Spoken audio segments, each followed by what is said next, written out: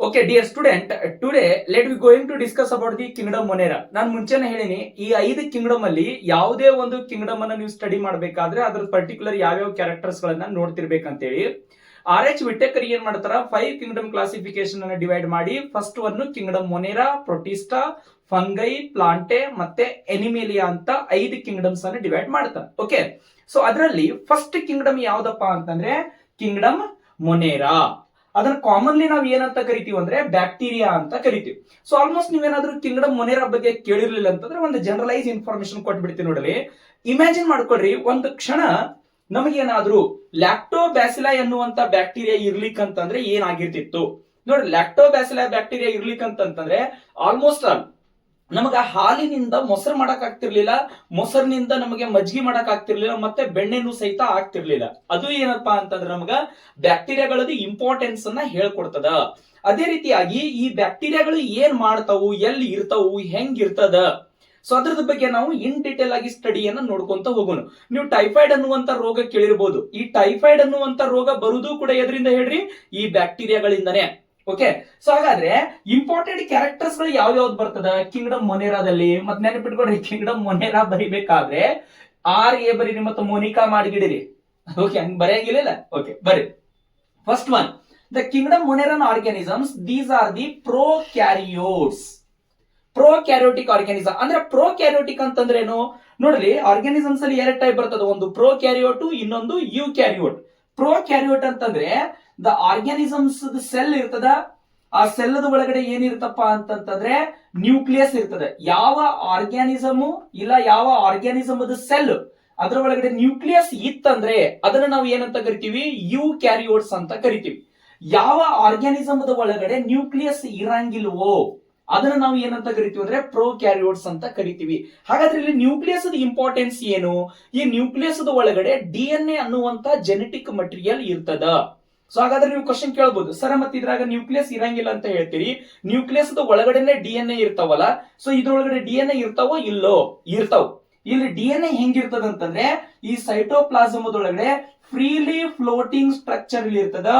ಆ ಸ್ಟ್ರಕ್ಚರ್ ಗೆ ನ್ಯೂಕ್ಲಿಯಾಯ್ಡ್ ಅಂತ ಕರಿತೀವಿ. ಇದು ನಿಮ್ಗೆ PUC ಸೆಕೆಂಡರಿ ಬರ್ತದೆ, ಜಸ್ಟ್ ಆದ್ರೂ ಸಹಿತ ಒಂಚೂರು ನೆನ್ಪಿಟ್ಕೊಳ್ರಿ ನ್ಯೂಕ್ಲಿಯಾಯ್ಡ್ ಅಂತಂದ್ರೆ ಏನು. Next, these are the unicellular organism. Unicellular means they are single celled organism. Multicellular ಅಲ್ಲ, ಓನ್ಲಿ ಒಂದು ಸೆಲ್. ಆ ಒಂದು ಸೆಲ್ ಅನ್ನು ನಾವು ಏನಂತ ಕರಿತೀವಿ ಅಂದ್ರೆ ಆರ್ಗ್ಯಾನಿಸಮ್ ಅಂತ ಕರಿತೀವಿ. And another one, these are micro organism. Micro organism ಅಂದ್ರೇನು, ಯಾವ ಜೀವಿ ನಮ್ಮ ಬರಿ ಗಣ್ಣಿನಿಂದ ನೋಡಕ್ ಆಗಂಗಿಲ್ವೋ ಅಂತ ಜೀವಿಗಳನ್ನ ನಾವು ಮೈಕ್ರೋ ಆರ್ಗ್ಯಾನಿಸಮ್ ಅಂತ ಕರಿತೀವಿ. ಇದನ್ನ ನೋಡ್ಬೇಕಾದ್ರೆ ನಾವು ಮೈಕ್ರೋಸ್ಕೋಪ್ ಅನ್ನೇ ಯೂಸ್ ಮಾಡಬೇಕು, ಮೈಕ್ರೋಸ್ಕೋಪ್ ಇರ್ಲಾರ್ದು ನೋಡಕ್ ಆಗಂಗಿಲ್ಲ. Next one, where they can live, the habitatic source of the kingdom Monera. ಹಾಗಾದ್ರೆ ಕಿಂಗ್ಡಮ್ ಮೊನೇರಾ ಎಲ್ಲಿ ಗ್ರೋ ಆಗ್ತದ, ಎಲ್ಲಿ ಪ್ರೆಸೆಂಟ್ ಇರ್ತಾವ ಇವು ನೋಡಿ. ಕಾಮನ್ ಹೇಳ್ಬೇಕಾತಂದ್ರೆ ಅಲ್ಲಿ ಇರ್ತಾವ ಇಲ್ಲಿ ಇರ್ತಾವ ಅನ್ನೋದಕ್ಕಿಂತ ದೇ ಪ್ರೆಸೆಂಟ್ ಎವ್ರಿವೇರ್, ಎಲ್ಲಿ ಬೇಕಾದಲ್ಲಿ ಇರ್ತಾವ. ನೀವು ಕೇಳ್ಬೋದು, ಸರ್ ನಮ್ಮೊಳಗ ಅದಾವ್ರಿ. ಎಸ್, ನಿಮ್ಮ ಒಳಗೂ ಬ್ಯಾಕ್ಟೀರಿಯಾ ಅದಾವ್, ನಿಮ್ಮ ಮ್ಯಾಲ ಕೂಡ ಬ್ಯಾಕ್ಟೀರಿಯಾ ಅದಾವ್. ಮತ್ತೆ ನೀವು ಎಲ್ಲಾ ಕಡೆ ಪ್ರೆಸೆಂಟ್ ಇರ್ತಾವ ಅಂತ ಹೇಳ್ತೀರಿ, ಮತ್ತೆ ಸಮುದ್ರದಾಗೂ ಪ್ರೆಸೆಂಟ್ ಇರ್ತಾವ. ಎಸ್, ಸಮುದ್ರದ ಆಳದಲ್ಲಿನೂ ಪ್ರೆಸೆಂಟ್ ಇರ್ತದ, ಇವನ್ ಹಾಟ್ ಸ್ಪ್ರಿಂಗ್ಸ್ ಅಲ್ಲಿನೂ ಸಹಿತ ಪ್ರೆಸೆಂಟ್ ಇರ್ತದ, ಜ್ವಾಲಾಮುಖಿಗಳೇನಿರ್ತಾವಲ್ಲ ಅಲ್ಲಿನೂ ಸಹಿತ ಪ್ರೆಸೆಂಟ್ ಇರ್ತದ, ಎಲ್ಲಿ ಆಕ್ಸಿಜನ್ ಇರಂಗಿಲ್ವೋ ಅಲ್ಲಿನೂ ಸಹಿತ ಪ್ರೆಸೆಂಟ್ ಇರ್ತಾವ. ಇವು ಅಂತ ಬಂಡ್ಗೆಟ್ಟಿರುವಂತ ಆರ್ಗ್ಯಾನಿಸಮ್ ಯಾವ್ದಪ್ಪ ಅಂತಂದ್ರೆ ಕಿಂಗ್ಡಮ್ ಮೊನೇರಾ. ಇಲ್ಲಿ ನಾವು ಹೇಳ್ತೀವಲ್ಲ, they occur everywhere and even also they present in extreme environmental condition. Extreme environmental condition ಅಂತಂದ್ರೆ ಯಾವ್ದಾಗಿರ್ಬಹುದು, ಹಾಟ್ ಸ್ಪ್ರಿಂಗ್ಸ್ ಆಗಿರ್ಬಹುದು, ದೆನ್ ನೆಕ್ಸ್ಟ್ ಡೀಪ್ ಓಸಿಯನ್ಸ್ ಆಗಿರ್ಬಹುದು, ದೆನ್ ನೆಕ್ಸ್ಟ್ ಸ್ನೋ ಆಗಿರ್ಬಹುದು, ಇವನ್ ವಲ್ಕ್ಯಾನೋಸ್ ಆಗಿರ್ಬಹುದು, even wherever the anaerobic condition oxygen present ಇರಂಗಿಲ್ವೋ ಅಂತ environmental condition ದಾಗೂ present ಇರ್ತಾವು. ಅವುಗಳನ್ನ ನಾವು ಏನಂತ ಕರಿತೀವಿ ಅಂದ್ರೆ extreme environmental condition. And another one, the bacteria they can live as a parasite, means ಅದು ಬೇರೆ ಒಂದು ಜೀವಿಯ ಒಳಗಡೆ ಮತ್ತೆ ಜೀವಿಯ ಹೊರಗಡೆನೂ ಕೂಡ ಪ್ರೆಸೆಂಟ್ ಇರ್ತದ. ಅಂತ ಕಂಡೀಷನ್ ಗೆ ನಾವು ಪ್ಯಾರಾಸೈಟ್ ಅಂತ ಕರಿತೀವಿ. Even these are present in are on animals and plants. Animals ಒಳಗಡೆ ಇಲ್ಲ ಪ್ಲಾಂಟ್ಸ್ ಒಳಗಡೆ, ಎನಿಮಲ್ಸ್ ಅದು ಹೊರಗಡೆ ಇಲ್ಲ ಪ್ಲಾಂಟ್ಸ್ ಅದು ಹೊರಗಡೆ, ಅಲ್ಲಿ ಎಲ್ಲಾ ಕಡೆಗೂ ಸಹಿತ ಬ್ಯಾಕ್ಟೀರಿಯಾಗಳು ಪ್ರೆಸೆಂಟ್ ಇರ್ತದ. ಹಾಗಾದ್ರೆ ಇವು ನೋಡ್ಲಿಕ್ಕೆ ಯಾವ ಶೇಪ್ ಅಲ್ಲಿ ಇರ್ತದ, ಇವು ಯಾವ ರೀತಿ ಕಾಣಿಸ್ತಾವು? ನಾವು ಯಾವುದೇ ಒಂದು ಆರ್ಗ್ಯಾನಿಸಮ್ ಅನ್ನ ನೋಡಿದಾಗ, ಫಾರ್ ಎಕ್ಸಾಂಪಲ್ ಹ್ಯೂಮನ್ ಬೀಂಗ್ಸ್, ನಮ್ಮ ಶೇಪ್ ನಿಮ್ಗೆ ಗೊತ್ತದಿಲ್ಲ ನಾವು ಯಾವ ರೀತಿ ಇರ್ತೀವತ್ತೆ. ಹಾಗಾದ್ರೆ ಈ ಬ್ಯಾಕ್ಟೀರಿಯಾಗಳು ಯಾವ ರೀತಿ ಇರ್ತಾವು ನೋಡ್ಲಿ, ಕೆಲವೊಂದಿಷ್ಟು ಬ್ಯಾಕ್ಟೀರಿಯಾ ಸ್ಪೆರಿಕಲ್ ಶೇಪ್ ಅಲ್ಲಿ ಇರ್ತದ, ಅಂದ್ರೆ ರೌಂಡ್ ಶೇಪ್ ಅಲ್ಲಿ ಇರ್ತದ. ಓಕೆ, ಅದನ್ನ ಏನಂತ ಕರಿತೀವಿ? ಕೋಕಾಯಿ ಅಂತ ಕರಿತೀವಿ. ಈ ಸಿಂಗ್ಯುಲರ್ ಪ್ಲೂರಲ್ ಯೂಸ್ ಮಾಡಬಹುದು, ನೀವು ಕೋಕಸ್ ಅಂತಾನು ಕೂಡ ಕರೀತಾರ. And some bacteria they are rod shape. Rod shape ಅಂತಂದ್ರೇನು? ಉದ್ದವಾಗಿ ಮತ್ತೆ ಟ್ಯೂಬ್ ಲೈಕ್ ಸ್ಟ್ರಕ್ಚರ್ಸ್ ಪ್ರೆಸೆಂಟ್ ಇರ್ತದೆ, ಅದನ್ನ ಬ್ಯಾಸಿಲಾಯ್ ಅಂತ ಕರಿತೀವಿ. ಕೆಲವೊಂದಿಷ್ಟು ಬ್ಯಾಸಿಲಾಯ್ ಒಳಗಡೆ ಏನಿರ್ತದ ಅಂತಂದ್ರೆ ಸ್ಪೋರ್ಸ್ ಗಳು ಸಹಿತ ಪ್ರೆಸೆಂಟ್ ಇರ್ತದ. ಈ ರೀತಿ ಸ್ಪೋರ್ಸ್ ಗಳು ಸಹಿತ ಪ್ರೆಸೆಂಟ್ ಇರ್ತದ. And next one, some bacteria they are the spiral shape. Spiral shape ಅಂತಂದ್ರೇನು? ಸುರುಳಿ ಆಕಾರದಲ್ಲಿ ಇರುವಂತದ್ದು. ಅವುಗಳನ್ನು ನಾವು ಏನಂತ ಕರಿತೀವಿ? ಸ್ಪೈರಿಲಮ್ ಅಂತ ಕರಿತೀವಿ. ಇಲ್ಲಿ ಡಯಾಗ್ರಾಮ್ ಡ್ರಾ ಮಾಡಿ ನೋಡ್ರಿ. ಈ ರೀತಿ ಸ್ಪೈರಲ್ ಶೇಪ್ ಇದ್ಬಿಟ್ಟು ಎರಡೂ ಕಡೆಗೆ ಏನಿರುತ್ತಪ್ಪ ಅಂತಂದ್ರೆ ಫ್ಲಾಜೆಲ್ಲಾ ಇರ್ತದ, ಅದನ್ನ ಸ್ಪೈರಿಲಮ್ ಅಂತ ಕರಿತೀವಿ. And some bacteria they exhibit the comma shape. So ನಾವು ಕಾಮಾ ಯಾವ ರೀತಿ ಬರಿಬೇಕಾದ್ರೆ ಹಿಂಗೆ ಕಾಮಾ ಅಂತ ಕೊಡ್ತೀವಿಲ್ಲ, ಕೆಲವೊಂದಿಷ್ಟು ಬ್ಯಾಕ್ಟೀರಿಯಾ ಈ ರೀತಿ ಕಾಮಾ ಶೇಪ್ ಅಲ್ಲಿ ಕೂಡ ಪ್ರೆಸೆಂಟ್ ಇರ್ತದ. ಅಂತ ಬ್ಯಾಕ್ಟೀರಿಯಾಗಳನ್ನ ನಾವು ವಿಬ್ರಿಯೋ ಅಂತ ಕರಿತೀವಿ. ಶೇಪ್ ಗೊತ್ತಾಯ್ತಲ್ಲ? ಓಕೆ, ನಾವು come to the how they can eat. ಅಂದ್ರೆ ಅವು ಯಾವ ರೀತಿ ಊಟ ಮಾಡ್ತದ. ನಾವು ಸಹಿತ ಊಟ ಮಾಡ್ತೀವಿಲ್ಲ, ನಾವು chicken, mutton, pure veg, non veg ಆ ರೀತಿ ಊಟ ಮಾಡ್ತಿರ್ತೀವಿ. ಹಾಗಾದ್ರೆ ಈ ಬ್ಯಾಕ್ಟೀರಿಯಾಗಳು ಸಹಿತ ಯಾವ ರೀತಿ ಹೊಟ್ಟಿ ತುಂಬಿಸ್ಕೊಳ್ತದ ಅಂತಂದ್ರೆ ಅದನ್ನ ನಾವು ಮೋಡ್ ಆಫ್ ನ್ಯೂಟ್ರಿಷನ್ ಅಂತ ಕರಿತೀವಿ. In bacteria what happens, structure is very simple. Structure ಏನಿರುತ್ತೆ ಹೇಳ್ರಿ, ಬಹಳ ಸಿಂಪಲ್ ಆಗಿರ್ತದ. ಬಟ್ ಅದ್ರದ್ದು ಮಾರ್ಫಾಲಜಿಕಲ್ ಡೈವರ್ಸಿಟಿ, ಅದ್ರದ್ದು ಬಿಹೇವಿಯರ್ ಬಹಳ ಕಾಂಪ್ಲೆಕ್ಸ್ ಇರ್ತದ. ಹೆಂಗಪ್ಪ ಅದ್ರದ್ದು ಬಿಹೇವಿಯರ್ ಕಾಂಪ್ಲೆಕ್ಸ್ ಇರುತ್ತಪ್ಪ ಅಂತಂದ್ರೆ, some bacteria they are photosynthetic autotrophs, some bacteria chemosynthetic autotrophs, and some bacteria are the heterotrophs. ಅಂದ್ರೆ ಇಲ್ಲಿ ಮೋಡ್ ಆಫ್ ನ್ಯೂಟ್ರಿಷನ್ಸ್ ಅಲ್ಲಿ 3 ತರ ಪ್ರೆಸೆಂಟ್ ಇರ್ತಾವ. ಆ ಮೂರು ಕ್ಯಾರೆಕ್ಟರ್ಸ್ ಈ ನಮ್ಮ ಕಣ್ಣಿಗೆ ಕಾಣದೇ ಇರುವಂತಹ ಈ ಬ್ಯಾಕ್ಟೀರಿಯಾ ಒಳಗಡೆ ಪ್ರೆಸೆಂಟ್ ಇರ್ತದ. ಹಾಗಾದ್ರೆ ಇಲ್ಲಿ ಫೋಟೋಸಿಂಥೆಟಿಕ್ ಆಟೋಟ್ರೋಪ್ಸ್ ಅಂತಂದ್ರೆ ಏನು ಅಂತಂದ್ರೆ, ಸೂರ್ಯನ ಕಿರಣಗಳನ್ನ ಯೂಸ್ ಮಾಡಿಕೊಂಡು ತಮ್ಮ ಆಹಾರವನ್ನ ತಾವೇ ಏನ್ ತಯಾರು ಮಾಡ್ತದ ಅದನ್ನ ದ್ಯುತಿ ಸಂಶ್ಲೇಷಣ ಅಂತ ಕ್ರಿಯೆ ಅಂತ ಕರಿತೀವಿ. ಇಲ್ಲ ಅದನ್ನ ಫೋಟೋ ಸಿಂಥೆಸಿಸ್ ಪ್ರೊಸೆಸ್ ಅಂತ ಕರಿತೀವಿ. ಅದು ಆಲ್ಮೋಸ್ಟ್ ಪ್ಲಾಂಟ್ ಒಳಗಡೆ ನಡೀತದ. ಬಟ್ ಈ ಫಂಗೈಯಲ್ಲಿನೂ ಸಹಿತ ಆ ಒಂದು ಮೆಕ್ಯಾನಿಸಮ್ ನಡೀತಾ ಇರ್ತದ. ಅದನ್ನ ನಾವು ಫೋಟೋ ಸಿಂಥೆಟಿಕ್ ಆಟೋಟ್ರೋಪ್ಸ್ ಅಂತ ಕರಿತೀವಿ. ಕಾಮನ್ಲಿ ಎಕ್ಸಾಂಪಲ್ ಅಂದ್ರೆ ಅನೇಬಿನಾ, ಸೈನೋ ಬ್ಯಾಕ್ಟೀರಿಯಾ ಅವುಗಳು ಬರ್ತಾವ. Next chemosynthetic autotrophs. ನೋಡ್ರಿ, ಕೆಲವೊಂದಿಷ್ಟು ಬ್ಯಾಕ್ಟೀರಿಯಾಗಳು ಏನ್ ಮಾಡ್ತಾವ ಅಂದ್ರೆ ಕೆಮಿಕಲ್ಸ್ ಗಳನ್ನ ತಿಂದು ಬದುಕಕ್ಕೆ ಸ್ಟಾರ್ಟ್ ಮಾಡ್ತಾವ. ವಿಚಾರ ಮಾಡ್ರಿ ನೀವು, ನಾವು ಸೂರ್ಯನ ಕಿರಣಗಳನ್ನ ಯೂಸ್ ಮಾಡ್ಕೊಂಡು ತಮ್ಮ ಎನರ್ಜಿ ತಾವು ತಯಾರು ಮಾಡ್ಕೊಳ್ಳುವಂತ ಆರ್ಗ್ಯಾನಿಸಮ್ಸ್ ಗಳನ್ನ ನೋಡಿವಿ. ಆದ್ರೆ ಇವು ಏನ್ ಮಾಡ್ತಾವ ಅಂದ್ರೆ ಕೆಮಿಕಲ್ಸ್ ಗಳನ್ನು ಸಹಿತ ತಿಂದು ಬದುಕುವಂತಹ ಉಗಳಿರ್ತದ. ಅದನ್ನ ಕೀಮೋಸಿಂಥೆಟಿಕ್ ಆಟೋಟ್ರೋಪ್ಸ್ ಅಂತ ಕರೀತಾರ. Next almost heterotrophs. ಹೆಟೆರೋಟ್ರೋಪ್ಸ್ ಅಂತಂದ್ರೆ the bacteria which depends on the other organism for their food and nutrition purpose. ಅಂದ್ರೆ ತನ್ನ ಆಹಾರಕ್ಕಾಗಿ ಬೇರೆ ಒಂದು ಜೀವಿಗಳನ್ನ ಅವಲಂಬಿತವಾಗಿರ್ತವು. And in heterotrophic conditions means they may be parasite, ಅಂದ್ರೆ ಜೀವಂತ ಇರುವಂತಹ ಅನಿಮಲ್ಸ್ ಗಳ ಮೇಲೆ ಇಲ್ಲ ಆರ್ಗ್ಯಾನಿಸಮ್ಸ್ ಗಳ ಮೇಲೆ ಪ್ರೆಸೆಂಟ್ ಇರೋದು. ಇಲ್ಲ saprophytes, dead and decaying and even also the dead organisms ಮೇಲೆ ಪ್ರೆಸೆಂಟ್ ಇರುವಂತಹ ಆರ್ಗ್ಯಾನಿಸಮ್ ಗಳನ್ನು ನಾವು ಸ್ಯಾಪ್ರೋಫೈಟ್ಸ್ ಅಂತಾನೂ ಕೂಡ ಕರಿತೀವಿ. And some also consider as the decomposers. ಕೆಲವೊಂದಿಷ್ಟುಗಳನ್ನ ಡಿಕಾಂಪೋಸರ್ಸ್ ಅಂತ ಕರಿತೀವಿ. ಈ ಡಿಕಾಂಪೋಸರ್ಸ್ ಅಂದ್ರೆ ಏನು ನೋಡಲಿ, ಎಲ್ಲಾದ್ರೂ ಹಂದಿ, ನಾಯಿ ಸತ್ತು ಬಿದ್ದಿರ್ತದ, ಅದರಿಂದ ವಾಸನೆ ಬರ್ತಾ ಇರ್ತದೆ, ಕೆಟ್ಟ ವಾಸನೆ ಬರ್ತಿರ್ತದ. ಆ ವಾಸನೆ ಯಾಕೆ ಬರುತ್ತಪ್ಪ ಅಂತಂದ್ರೆ ಅಲ್ಲಿ ಬ್ಯಾಕ್ಟೀರಿಯಾಗಳು ಗ್ರೋ ಆಗಕ್ ಸ್ಟಾರ್ಟ್ ಮಾಡ್ತವು. ಆ ಬ್ಯಾಕ್ಟೀರಿಯಾಗಳು ಆ ಒಂದು ಸತ್ತಿರುವಂತಹ ಎನಿಮಲ್ ಆಗಿರ್ಬೋದು ಇಲ್ಲ ಪ್ಲಾಂಟ್ ಆಗಿರ್ಬೋದು, ಅದರಲ್ಲಿರುವಂತಹ ಕೆಲವೊಂದಿಷ್ಟು ಆರ್ಗ್ಯಾನಿಕ್ ಸಬ್ಸ್ಟೆನ್ಸ್ ಗಳನ್ನ ತಾನು ಅಬ್ಸರ್ವ್ ಮಾಡ್ಕೊಳಕ್ ಸ್ಟಾರ್ಟ್ ಮಾಡ್ತದ. ಅದನ್ನ ಹೆಟೆರೋಟ್ರೋಫಿಕ್ ಕಂಡೀಷನ್ಸ್ ಅಂತ ಕೂಡ ಕರಿತೀವಿ. Next most important characteristics in bacteria that is the reproduction. How they reproduce the new organism. ಅಂದ್ರೆ ಇವು ಯಾವ ರೀತಿ ಸಂತಾನೋತ್ಪತ್ತಿ ಕ್ರಿಯೆ ಮಾಡ್ತದ, ತಮ್ಮ ಪಾಪ್ಯುಲೇಷನ್ ಅನ್ನು ಯಾವ ರೀತಿ ಇನ್ಕ್ರೀಸ್ ಮಾಡ್ತದ. ಸೊ ಇದ್ರ ನೋಡಿ, reproduction is carried out by the two processes. One is asexual reproduction, another one is sexual reproduction. Asexual reproduction ನಲ್ಲಿ ಫಸ್ಟ್ ಸ್ಟೆಪ್ ಯಾವ್ದಪ್ಪ ಅಂತಂದ್ರೆ ಫಿಷನ್. ಫಿಷನ್ ಅಂದ್ರೆ ಏನ್ ಗೊತ್ತಾ? Just imagine here there is one bacteria and inside the bacteria there is a nucleus. There is a DNA. Nucleus is absent. Here there is one bacteria. What happens? This bacteria will divided into two parts like this. Okay, first of all, while growing the bacteria, it forms the furrows. ಫರೋಸ್ ಅಂತಂದ್ರೇನು, ಈ ಕಡೆಯಿಂದನೂ ಸಹಿತ ಒಳಗಡೆ ಹೋಗೋದು, ಈ ಕಡೆಯಿಂದನೂ ಸಹಿತ ಒಳಗಡೆ ಹೋಗೋದು. ಫೈನಲಿ ಏನಾಗುತ್ತಂತಂದ್ರೆ ಈ ಎರಡೂ ಸೆಲ್ಸ್ ಗಳು ಈ ರೀತಿಯಾಗಿ ಬಂದ್ಬಿಟ್ಟು ಡಿವೈಡ್ ಆಗ್ತದ. ಇದನ್ನ ನಾವು ಏನಂತ ಕರಿತೀವಿ ಅಂತ, ಇದರಲ್ಲೂ ಸಹಿತ ಡಿಎನ್ಎ ಇರ್ತದ, ಇಲ್ಲಿನೂ ಸಹಿತ ಡಿಎನ್ಎ ಕೂಡ ಏನಾಗ್ಬಿಡ್ತಾವ ಅಂತಂದ್ರೆ ಎರಡೂ ಕಡೆಗೆ ಎಕ್ಸ್ಚೇಂಜ್ ಆಗುತ್ತಾ. ಇದನ್ನ ನಾವು ಬೈನರಿ ಫಿಷನ್ ಅಂತ ಕರಿತೀವಿ. ಅಂದ್ರೆ ಒಂದು ಸೆಲ್ ದಿಂದ ಎರಡು ಸೆಲ್ ಗಳೇನು ಫಾರ್ಮೇಶನ್ ಆಗ್ತದ. ಈಗ ಚಪಾತಿ ಮಾಡ್ಬೇಕಾದ್ರೂ ಹಿಟ್ಟಿನ ಮುದ್ದೆಯನ್ನು ತಗೊಂಡಿರ್ತಾ ಅದ್ರಲ್ಲಿ ಎರಡು ಪೀಸ್ ಮಾಡ್ಕೊಂತ ಹೋಗ್ತಾ ಇರ್ತಿಲ್ಲ, ಆ ರೀತಿ ಏನಾಗುತ್ತೆ ಅಂತಂದ್ರೆ ಸೆಲ್ಸ್ ಗಳು ಡಿವೈಡ್ ಆಗಿ ಮಲ್ಟಿಪ್ಲಿಕೇಶನ್ ಪ್ರೊಸೆಸ್ ಆಗಿ ರಿಪ್ರೊಡಕ್ಷನ್ ಮಾಡ್ತಾ ಇರ್ತವೆ. ಇಮ್ಯಾಜಿನ್ ಮಾಡ್ರಿ, ನಾವೇನಾದ್ರೂ ಒಂದು ಬೊಗಸೆಯಲ್ಲಿ ಸಾಯಿಲ್ ಅನ್ನು ತಗೊಂಡಿವಿ ಅಂತಂದ್ರೆ ಅದರಲ್ಲಿ ಸಾವಿರಾರು ಬ್ಯಾಕ್ಟೀರಿಯಾಗಳು ಪ್ರೆಸೆಂಟ್ ಇರ್ತವೆ. ಅಂದ್ರೆ ಇಮ್ಯಾಜಿನ್ ಮಾಡ್ರಿ, ಬ್ಯಾಕ್ಟೀರಿಯಾದ ಸೈಜ್ ಎಷ್ಟು ಇರಬಹುದು, ಅದು ಎಷ್ಟು ಸಂಖ್ಯೆಯಲ್ಲಿ ಪ್ರೆಸೆಂಟ್ ಇರಬಹುದು, ಎಷ್ಟು ಇಂಪಾರ್ಟೆಂಟ್ ಆಗಿ ಇರಬಹುದು ಅಂತ ಹೇಳಿ. And second one is asexual reproduction by the formation of spores. Some bacteria they produce by formation of these spores. For example, ನಾವು ಸಾಲ್ಮೋನೆಲ್ಲಾ ಟೈಫೆ ಅಂತ ಏನ್ ಕರಿತೀವಲ್ಲ, ಸಾಲ್ಮೋನೆಲ್ಲಾ ಟೈಫೆ ಒಳಗಡೆ ಈ ರೀತಿ ರಾಡ್ ಶೇಪ್ ಬ್ಯಾಕ್ಟೀರಿಯಾ ಇರ್ತದ. ಈ ಬ್ಯಾಕ್ಟೀರಿಯಾ ಒಳಗಡೆ ಏನಿರ್ತಾವ ಅಂತಂದ್ರೆ ಸ್ಪೋರ್ಸ್ ಗಳಿರ್ತಾವ. These spores are very highly resistivity in nature. ನೋಡ್ರಿ, ಯಾವ ಬ್ಯಾಕ್ಟೀರಿಯಾ ಒಳಗಡೆ ಸ್ಪೋರ್ಸ್ ಇರ್ತದಲ್ಲ, ಈ ಸ್ಪೋರ್ಸ್ ಗಳು ಒಂಥರ ಜೈಗೋಟ್ ಇದ್ದಂಗ, ಅವು ಕಂಪ್ಲೀಟ್ಲಿ ಡಿಸ್ಟ್ರಾಯ್ ಆಗಂಗಿಲ್ಲ. ಒಂದ ಸರ್ತಿಗೆ ನೀವು ಅದನ್ನ ಸಾಯಿ ಹೊಡಿತೀನಿ ಅಂತಂದ್ರೂ ಸಹಿತ ಡಿಸ್ಟ್ರಾಯ್ ಆಗಂಗಿಲ್ಲ. ಅವನ್ನ ಸಾವಿರಾರು ವರ್ಷಗಳ ಕಾಲದವರೆಗೂ ಸಹಿತ ಜೀವಂತ ಇರ್ತಾವ. ಎಲ್ಲಿ ಅವಕ್ಕೆ ಫೇವರೇಬಲ್ ಕಂಡೀಷನ್ ಸಿಗ್ತದ ಅಲ್ಲಿ ಗ್ರೋ ಆಗಕ್ಕೆ ಸ್ಟಾರ್ಟ್ ಮಾಡ್ಬಿಡ್ತಾವ. ಅಂಡ್ ನೆಕ್ಸ್ಟ್ ಸೆಕ್ಚುವಲ್ ರಿಪ್ರೊಡಕ್ಷನ್ ಯಾವ ರೀತಿ ಆಗುತ್ತೆ ನೋಡ್ರಿ. Sexual reproduction it is carried by the DNA changing method. Just imagine, here there is one bacilli and there is another bacilli. Here there are the two bacteria. And this bacteria has their own DNA, and even these bacteria also has their own DNA. That means the genetic material. When these bacteria comes close with each other, ಈ ಬ್ಯಾಕ್ಟೀರಿಯಾಗಳು ಯಾವಾಗ ಸಮೀಪ ಬರ್ತಾವಲ್ಲ ಅವಾಗ ಏನ್ ಮಾಡುತ್ತಂತಂದ್ರೆ ಈ ಎರಡೂ ಕೂಡಿಸಿ ಏನ್ ಮಾಡ್ತಾರೆ, ಒಂದು ದೊಡ್ಡದಾಗಿರುವಂತ ಸೆಲ್ ಫಾರ್ಮೇಶನ್ ಮಾಡ್ಕೊಂಡ್ಬಿಡ್ತದೆ. ಇದು ಎರಡರ ತರದ್ದು DNA ಮೊಲಿಕ್ಯೂಲ್ ಏನಾಗುತ್ತೆ ಹೇಳ್ರಿ, ಮಿಕ್ಸ್ ಆಗ್ತದೆ. ಈ DNA ಮೊಲಿಕ್ಯೂಲ್ ಮಿಕ್ಸ್ ಆದ ನಂತರ ಮತ್ತೆ ಸೆಲ್ ಡಿವಿಷನ್ ಆಗ್ತದ. ಅಂದ್ರೆ ಅದು ಹೊಸದಾಗಿ ಪ್ರೊಡ್ಯೂಸ್ ಆಗಿರುವಂತಹ ಬ್ಯಾಕ್ಟೀರಿಯಾ ಒಳಗಡೆ ಈ DNA ಗಳು ಎರಡೂ ಮಿಕ್ಸ್ ಅಪ್ ಆಗಿ ಕಂಪ್ಲೀಟ್ಲಿ ಒಂದು ನ್ಯೂ ಆರ್ಗ್ಯಾನಿಸಮ್ ಅನ್ನ ಸೃಷ್ಟಿ ಮಾಡ್ತದ.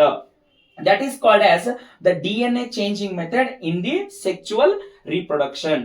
And another one, some Monera organisms they include the specialized cells. Those are called as mycoplasma. They exhibit some special kind of the cells. Those are called as mycoplasma. The most important characteristics of mycoplasma are they lack the cell wall. ಇವಕ್ಕೆ cell wall ಇರಂಗಿಲ್ಲ, ಬರೀ plasma membrane ಅಷ್ಟೇ ಇರ್ತದ. ಒಂದು ನೆನಪಿಟ್ಟುಕೊಳ್ರಿ, ಯಾವುದೇ cell ಅಂತ ಬಂದಾಗ ಸೆಲ್ಗೆ ತನ್ನದೇ ಆದ ಒಂದು ಸೆಲ್ ವಾಲ್ ಇರ್ತದ. ಸೆಲ್ ವಾಲದ ಒಳಗಡೆ ಪ್ಲಾಸ್ಮಾ ಮೆಂಬ್ರೇನ್ ಇರ್ತದ. ಪ್ಲಾಸ್ಮಾ ಮೆಂಬ್ರೇನ್ ಒಳಗೆ ಸೈಟೋಪ್ಲಾಸಮ್ ಇರ್ತದ, ನ್ಯೂಕ್ಲಿಯಸ್ ಇರ್ತದ, ಮೈಟೋಕಾಂಡ್ರಿಯಾ ಇರ್ತದ, ಎಂಡೋಪ್ಲಾಸ್ಮಿಕ್ ರೆಟಿಕ್ಯುಲಮ್ಸ್ ಇರ್ತಾವು, ನೆಕ್ಸ್ಟ್ ವೇರಿಯಸ್ ಗ್ರಾನ್ಯೂಲ್ಸ್ ಗಳು ಇರ್ತಾವು, ವೇರಿಯಸ್ ಕೆಮಿಕಲ್ಸ್ ಗಳು ಇರ್ತಾವು. ಬಟ್ ಈ ಒಂದು ಮೈಕೋಪ್ಲಾಸ್ಮಾ ಒಳಗಡೆ ಸೆಲ್ ವಾಲ್ ಇರಂಗಿಲ್ಲ, ಡೈರೆಕ್ಟ್ಲಿ ಏನಿರ್ತದಪ್ಪ ಅಂದ್ರೆ ಪ್ಲಾಸ್ಮಾ ಮೆಂಬ್ರೇನ್ ಅನ್ನು ಹೊಂದಿರ್ತದ. ಅಂಡ್ ಇವನ್ ಇವ್ ಎಷ್ಟು ಮಿಕ್ ನಿಂತವಂತಂದ್ರೆ ನೋಡ್ರಿ, ಒಬ್ಬ ಮನುಷ್ಯ ಬದುಕಬೇಕಾದ್ರೆ ಆಕ್ಸಿಜನ್ ಬಹಳ ಇಂಪಾರ್ಟೆಂಟ್. ನಮಗೆ ಆಕ್ಸಿಜನ್ ಇರ್ಲಿಕ್ಕಂದ್ರೆ ನಾವು ಸತ್ತ ಹೋಗ್ಬಿಡ್ತೀವಿ. ಆದ್ರೆ ಈ ಮೈಕೋಪ್ಲಾಸ್ಮಾ ಅನ್ನುವಂತ bacteria they can survive without oxygen. Oxygen ಇರ್ಲಿಕ್ಕಂದ್ರೂ ಬದುಕ್ತದೆ ಇದು. Another one, these are considered as the smallest living cell. ಅಂದ್ರೆ ಅತಿ ಚಿಕ್ಕದಾಗಿರುವಂತ ಜೀವಂತ ಜೀವಕೋಶ ಅಂತಂದ್ರೆ the living cells, the smallest living cell, it belongs to the mycoplasma. And even they can act as a pathogenic in animals and plants. ಇದು animals ಮತ್ತೆ plants ಒಳಗಡೆ ರೋಗವನ್ನ ಉಂಟು ಮಾಡ್ತದ. It causes the diseases even in plants and also the animals. So please remember about the kingdom Monera, or else commonly called as bacteria. These are shows a very great of diversity in their shape and even their mode of nutrition, and even there are the habitatic source and even also the reproduction. ನೋಡಿ, ನಮ್ ಕಣ್ಣಿಗೆ ಕಾಣದೇ ಇರುವಂತ ಜೀವಿಗಳು ಇಷ್ಟಕ್ಕೊಂದೆಲ್ಲ important characters ಗಳನ್ನ ಹೊಂದ್ಯಾವು. ನಮ್ ಕಣ್ಣಿಗೆ ಕಾಣುವಂತ ಜೀವಿಗಳು ಏನಿರ್ತಾವಲ್ಲ, ಮ್ಯಾಕ್ರೋ ಆರ್ಗಾನಿಸಮ್ಸ್ ಅಂತ ಕರಿತೀವಿ. ಪ್ಲಾಂಟ್ ಆಗಿರ್ಬೋದು, ಅನಿಮಲ್ಸ್ ಆಗಿರ್ಬೋದು, ಇಷ್ಟು ಕಾಂಪ್ಲೆಕ್ಸಿಟಿ ನಮಗೆ ಕಾಣಿಸಲ್ಲ. ಸೊ ನೀವು ಅಂಡರ್ಸ್ಟ್ಯಾಂಡ್ ಮಾಡ್ಕೊಂಡಿರಂತ ಅನ್ಕೊಂತೀರಿ. ನೋಡಲಿ, ಯಾರಾದ್ರೂ ಈ ವಿಡಿಯೋವನ್ನ ನೋಡಾಕತ್ತೀನಿ ಅಂತಂದ್ರೆ ನೀವು ಟೆಕ್ಸ್ಟ್ ಬುಕ್ ಅನ್ನ ಮುಂದಿಟ್ಕೊಂಡು ಚೆನ್ನಾಗಿ ಓದ್ಬೇಕು. Only refer the NCERT text book. ನಂದು ಮೇನ್ ಕಾನ್ಸೆಪ್ಟ್ ಏನಪ್ಪಾ ಅಂತಂದ್ರೆ ನಿಮ್ಮನ್ನ ಮೆಡಿಕಲ್ ಸೀಟ್ ತಗೊಳ್ಳೋ ಹಾಗೆ ಮಾಡೋದು. ನೋಡ್ರಿ, ನೀಟಲ್ಲಿ ನಿಮಗೆ ಈ ಕಾನ್ಸೆಪ್ಟ್ ಅಲ್ಲಿ ಬೇರೆ ಬಹಳಷ್ಟಕ್ಕೊಂದು ಕ್ವಶನ್ಸ್ ಗಳು ಬರುವಂತ ಚಾನ್ಸಸ್ ಇರ್ತದ. ನೀವು line to line, point to point ಒಂದು ಸರ್ತಿ ಓದ್ಕೊಂಡ್ಬಿಟ್ರ ಅಂತಂದ್ರೆ ನಿಮ್ಗೆ ಯಾವುದೇ ರೀತಿ ತೊಂದರೆ ಆಗಂಗಿಲ್ಲ. ನಾನು ಇದು ವಿಡಿಯೋ ನೋಡಕತ್ತೀರ ಅಂದ್ರೆ ಬುಕ್ ತಗೋಬೇಕು, ಪೆನ್ ತಗೋಬೇಕು, ಅದನ್ನ ಬರ್ಕೋ ಅಂತ ಕುಂದ್ರಬೇಕು. ಬರೀ ಹಂಗ ನೋಡ್ಕೋತ ಕುಂತ್ರ ಆಗಂಗಿಲ್ಲ. ಅದ್ರ ಜೊತೆಗೆ NCERT ಟೆಕ್ಸ್ಟ್ ಬುಕ್ ಕೂಡ ನಿಮ್ ಕಡೆ ಇರ್ಬೇಕ. NCERT ಟೆಕ್ಸ್ಟ್ ಬುಕ್ ಇರ್ಲಿಕ್ಕಂದ್ರೆ ನೀವು ಹೆಂಗ್ ಓದ್ತೀರಿ ಹೇಳ್ರಿ ನೋಡೋಣ. ಅದ್ರಲ್ಲಿರುವಂತ ಸ್ಪೆಲ್ಲಿಂಗು ಅದನ್ನ ಬರ್ಕೋಬೇಕು, ನೀಟ್ ಆಗಿರುವಂತ ನೋಟ್ಸ್ ಮಾಡ್ಕೋಬೇಕು. ಸೊ ಈಗ ನಾನು ಬರ್ದಿದ್ದೀನಲ್ಲ, ಇದನ್ನ ಬೇಕಾದ್ರೆ ನೀವು ಸ್ಕ್ರೀನ್ ಶಾಟ್ ಸಹಿತ ತಗೋಬಹುದು. ನಾ ಸ್ಕ್ರೀನ್ ಶಾಟ್ ತಗೊಂಡು ನೀವು ನೋಡಬಹುದು. ಮತ್ತೆ ನಿಮ್ಗೆ ಏನಾದ್ರು ಡೌಟ್ಸ್ ಗಳಿದ್ವು ಅಂತಂದ್ರೆ ಕಾಮೆಂಟ್ ಬಾಕ್ಸ್ ಅಲ್ಲಿ ತಿಳಿಸ್ರಿ. ಏನಾದ್ರು ನಿಮಗೆ ಮತ್ತಿನ ಯಾವ್ದಾದ್ರು ಚಾಪ್ಟರ್ ಬಗ್ಗೆ ಬೇಕಾದ್ರೆ, ಯಾವ್ದಾದ್ರು ಕಾನ್ಸೆಪ್ಟ್ ಗಳು ಬೇಕಾದ್ರೂ ಸಹಿತ ನೀವು ತಿಳಿಸಬಹುದು. ನೋಡ್ರಿ, ನಾವು ಮುಂದಿನ ಕಾನ್ಸೆಪ್ಟ್ ಅನ್ನ ಸ್ಟಾರ್ಟ್ ಮಾಡ್ತೀನಿ ಈಗ. Next one, the kingdom Monera. These are classified into mainly two groups. One is Archaebacteria and another one is Eubacteria.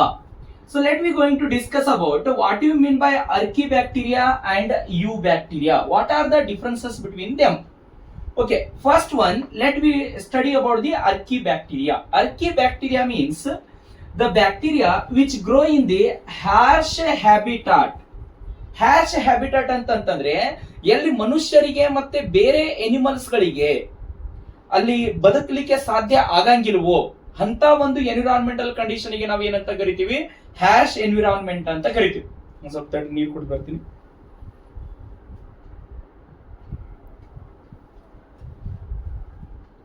Okay, hash environment ಅಂದ್ರೆ ಏನ್ ಹೇಳ್ರಿ, ಒಬ್ಬ ಮನುಷ್ಯನಿಗೂ ಸಹಿತ ಅಲ್ಲಿ ಜೀವನ ಮಾಡಕ್ ಆಗ್ತಿರಂಗಿಲ್ಲ, ಬೇರೆ ಎನಿಮಲ್ಸ್ ಸಹಿತ ಅಲ್ಲಿ ಬದುಕೋಕ್ ಆಗಿಲ್ಲ ಅಂತ ಎನ್ವಿರಾನ್ಮೆಂಟ್ ಗೆ ನಾವು ಹ್ಯಾಶ್ ಎನ್ವಿರಾನ್ಮೆಂಟ್ ಅಂತ ಕರಿತೀವಿ. ಅವು ಎಕ್ಸಾಂಪಲ್ ಯಾವ್ದು ಅಂತಂದ್ರೆ ಸಾಲ್ಟಿ ಏರಿಯಾ, ಹ್ಯಾಲೋಫೈಲ್ಸ್ ಅಂತ ಕರಿತೀವಿ.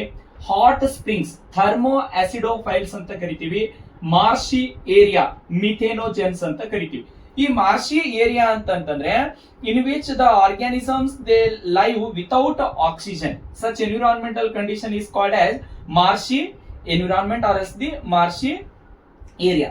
Here the question is, why these bacteria can survive in these harsh environmental conditions? Many means these are the very most dangerous environmental condition. The hot springs means what? Do you know the temperature how much is there in hot springs? There is around 1000 degrees Celsius temperature. In that condition also bacteria can grow, and even in absence of oxygen also bacteria can grow. What are the important concept? So if there something is there in such bacteria, na, why they can survive in a particular environmental condition? Because the only one reason is they have the specialized kind of cell wall. Their cell wall chemical composition is very entirely different from the Eubacteria. That cell wall make the bacteria can survive the particular environmental condition. For example, ಈಗ ನಮಗ ನೋಡ್ರಿ, ನಮಗ ಚಳಿಗಾಲ ಐತಂದ್ರೆ sweater ಬೇಕು. ನಾವು sweater ಅನ್ನ ಹಾಕೋತೀವಿ ಅಂದ್ರೆ ಏನು, ನಮ್ಮ ಬಾಡಿಯನ್ನ ನಾವು ಏನ್ ಮಾಡ್ತೀವಿ, ಚಳಿಯಿಂದ ರಕ್ಷಣೆ ಕೊಡ್ತೀವಿ. ಅದೇ ರೀತಿ ನಾವು ಬೇಸಿಗೆಗಾಲದಲ್ಲಿ ನಾವು ಸ್ವೆಟರ್ ಅನ್ನ ಹಾಕೊಳ್ಳಂಗಿಲ್ಲ, ನಮಗದು ರಕ್ಷಣೆ ಕೊಡಂಗಿಲ್ಲ. ಅಂದ್ರೆ ಇದು ಇಂತ ಡೇಂಜರಸ್ ಎನ್ವಿರಾನ್ಮೆಂಟಲ್ ಕಂಡೀಷನ್ ಅಲ್ಲಿ ಬದುಕ್ತದಂತಂದ್ರೆ ಅದರಲ್ಲಿರುವಂತ ಸೆಲ್ ವಾಲ್ ಮೇನ್ ಇಂಪಾರ್ಟೆಂಟ್ ಕಾರಣ. ಇದರಲ್ಲಿರುವಂತ ಸೆಲ್ ವಾಲ್ ಕೆಮಿಕಲ್ ಕಾಂಪೋಸಿಷನ್ ಏನಪ್ಪಾ ಅಂದ್ರೆ ಪೆಪ್ಟಿಡೋಗ್ಲೈಕಾನ್ ಆಗಿರ್ಬೋದು, ಗ್ಲೈಕೋಕ್ಯಾಲಿಕ್ಸ್ ಆಗಿರ್ಬೋದು, ಇಂತ ಕೆಮಿಕಲ್ಸ್ ಗಳು ಏನಾಗ್ತಾವ ಅಂದ್ರೆ ಸೆಲ್ ವಾಲ್ ಅಲ್ಲಿ ಪ್ರೆಸೆಂಟ್ ಇರೋದ್ರಿಂದ ಅಷ್ಟು ಈಸಿಯಾಗಿ ಡಿಗ್ರೇಡ್ ಆಗಂಗಿಲ್ಲ, ಅಷ್ಟು ಈಸಿಯಾಗಿ ಡಿಸ್ಟ್ರಾಯ್ ಆಗಂಗಿಲ್ಲ. Okay, next one, these some archaebacteria they present inside the gut of ruminant animals. Gut of ruminant animals ಅಂತಂದ್ರೇನು, ಗಟ್ ಅಂತಂದ್ರೇನು, ಇಲ್ಲಿ ನಾವು ಮಿಡ್ ಗಟ್ ಅಂತ ಏನ್ ಕರಿತೀವಲ್ಲ, ನಮ್ದು ಡೈಜೆಸ್ಟಿವ್ ಪಾರ್ಟ್ ಅಲ್ಲಿ ಬರುವಂತ ಸ್ಟ್ರಕ್ಚರು. ಸೊ ರೂಮಿನಂಟ್ ಎನಿಮಲ್ಸ್ ಅಂತಂದ್ರೆ ಸ್ಟಮಕ್ ಅಲ್ಲಿರುವಂತ ಒಂದು ಪಾರ್ಟ್ ಗೆ ನಾವು ರೂಮಿನಂಟ್ ಅಂತ ಕರಿತೀವಿ. ಈ ರೂಮಿನಂಟ್ ಎದಕ್ಕೆ ಹೆಲ್ಪ್ ಆಗತ್ತೆ ಅಂತಂದ್ರೆ ಹುಲ್ಲುಗಳನ್ನ ತಿಂದು ಬದುಕುವಂತ ಎನಿಮಲ್ಸ್ ಹೊಟ್ಟೆ ಒಳಗಡೆ ಸೆಲ್ಯುಲೋಸ್ ಅನ್ನ ಡಿಗ್ರೇಡ್ ಮಾಡ್ಲಿಕ್ಕೆ ಕೆಲವೊಂದಿಷ್ಟು ಪಾರ್ಟ್ ಬೇಕಾಗಿರ್ತದ. ಆ ಪಾರ್ಟಿಗೆ ನಾವು ರೂಮಿನಂಟ್ ಅಂತ ಕರಿತೀವಿ. ರೂಮಿನಂಟ್ ಎನಿಮಲ್ಸ್ ಅಂದ್ರೆ ಯಾವ್ದು ಬರ್ತದ, ಕೌಸ್ ಆಗಿರ್ಬೋದು, ಬಫೆಲೋಸ್ ಆಗಿರ್ಬೋದು, ಆಕಳಾಗಿರ್ಬೋದು, ಎಮ್ಮೆ ಆಗಿರ್ಬೋದು, ಅದರದ ಹೊಟ್ಟಿ ಒಳಗಡೆ ಈ ಅರ್ಕಿ ಬ್ಯಾಕ್ಟೀರಿಯಾಗಳು ಪ್ರೆಸೆಂಟ್ ಇರ್ತದ, ಸ್ಪೆಷಲಿ ಗಟ್ ಒಳಗಡೆ. ಯಾಕೆ ಅಲ್ಲಿ ಪ್ರೆಸೆಂಟ್ ಇರ್ತಾವ ಅಂತಂದ್ರೆ ಅಲ್ಲಿ ಆಕ್ಸಿಜನ್ ಕಾನ್ಸಂಟ್ರೇಷನ್ ಕಡಿಮೆ ಇರ್ತದ, ಅಂದ್ರೆ ಇರಂಗೇ ಇಲ್ಲ ಅಂತಾನು ಕೂಡ ಹೇಳ್ಬೋದು. ಸೊ ಇವು ಇರುವುದರಿಂದ ಏನ್ ಮಾಡ್ತದ ಅಂತಂದ್ರೆ they are involved in the production of biogas. That already we know. Biogas means what? The mixture of methane gas along with the carbon dioxide, hydrogen and some of the sulfur gases. Okay, 75% ಏನಿರ್ತದ methane ಇರ್ತದ. Means the bacteria which produce the methane in higher concentration, such gaseous composition is called as biogas. That biogas production takes place by the ruminant animals. Inside the ruminant animals, some kinds of methanogens bacteria can grow. These methanogens bacteria can produce the methane gas that is used as a biogas in the various purpose, for example lightening and cooking purpose, etc. This is all about the Archaebacteria. Okay, now let me move towards the Eubacteria. In Eubacteria what happens? So they grow other than hash environment. Other than hash environment ಅಂತಂದ್ರೆ ಏನು, ಈ ಬ್ಯಾಕ್ಟೀರಿಯಾಗಳು ಎಲ್ಲಿ present ಇರ್ತದಲ್ಲ ಅಂತ environmental conditions ಅನ್ನ ಬಿಟ್ಟು, commonly ನಾವು ಏನ್ ಅನ್ಬೋದು, ಎಲ್ಲ ಪ್ಯಾರಾಸೈಟಿಕ್ ಆಗಿರ್ಬೋದು, ಅಂದ್ರೆ ನಾರ್ಮಲ್ ಎನಿಮಲ್ಸ್ ಪ್ರೆಸೆಂಟ್ ಇರುವಂತ ಎನ್ವಿರಾನ್ಮೆಂಟ್ ಅಲ್ಲಿ ಏನಾಗಿರ್ತಾವ ಅಂದ್ರೆ ಇವು ಪ್ರೆಸೆಂಟ್ ಇರ್ತದ. And here the cell wall is very rigid in structure. Rigid structure ಅಂತ ಅಂದ್ರೂ ವೆರಿ ಸಾಫ್ಟ್ ಕೈಂಡ್ ಅಲ್ಲಿ ಇರ್ತದ. ಅಂದ್ರೆ ಅವಕ್ಕೆ ಇಂತ ಎನ್ವಿರಾನ್ಮೆಂಟ್ ಅನ್ನ ತಡ್ಕೊಳ್ಳುವಂತ ಶಕ್ತಿ ಅದರಲ್ಲಿ ಇರಂಗಿಲ್ಲ. They can't survive even these such environmental condition due to their cell wall composition. And again the eubacteria again can be classified into 3 different types. Why these eubacteria classified into 3 different types? Because of their mode of nutrition, how they can capture the food sources. So in that first one is the photosynthetic autotrophic bacteria, and the second one is chemosynthetic autotrophic bacteria, and third one is heterotrophic bacteria. First one, let me move towards the photosynthetic autotrophic bacteria. As already we know, photosynthetic means what? The organism which bear the chlorophyll A. This chlorophyll A, it is similar to that present in the higher plants. ಸಸ್ಯಗಳಲ್ಲಿ ಯಾವ ರೀತಿ chlorophyll A present ಇದ್ದು ಸಸ್ಯಗಳನ್ನ photosynthesis process ಮಾಡಲಿಕ್ಕೆ stimulate ಮಾಡ್ತದೋ, ಅದೇ ರೀತಿಯಾಗಿರುವಂತ chlorophyll pigment ಈ ಒಂದು ಫೋಟೋಸಿಂಥೆಟಿಕ್ ಬ್ಯಾಕ್ಟೀರಿಯಾ ಒಳಗಡೆ ಪ್ರೆಸೆಂಟ್ ಇರ್ತದ. Second point, the shape of photosynthetic autotrophic bacterias are, they are colonial shape and some are the filamentous, and they grow in aquatic media and as well as the terrestrial form. And the structure of this photosynthetic bacteria, so let us see. So this is one cell, this is second cell, third cell, fourth cell, fifth cell, sixth cell, eighth cell and ninth cell. These are the different cells. These cells are colonized within a outer covering layer. ಈ cells ಗಳು ಏನಾಗಿರ್ತಾವ ಅಂತಂದ್ರೆ outer covering layer ಅಲ್ಲಿ situated ಆಗಿರ್ತದ. ಈ outer covering layer ಗೆ ನಾವು ಏನಂತ ಕರಿತೀವಿ ಅಂತಂದ್ರೆ ಜಿಲಾಟಿನಸ್ ಶೀತ್ ಅಂತ ಕರಿತೀವಿ. This gelatinous sheath can protect the inner cells and this forms the colonies, that is called as colonial, and form the long ribbon like structure, hence it is called as filamentous. Okay, in that what happens, some cells are called as specialized cells, or else these are considered as dead cells. Those specialized cells are called as heterocyst. These heterocyst cells involve in the nitrogen fixation.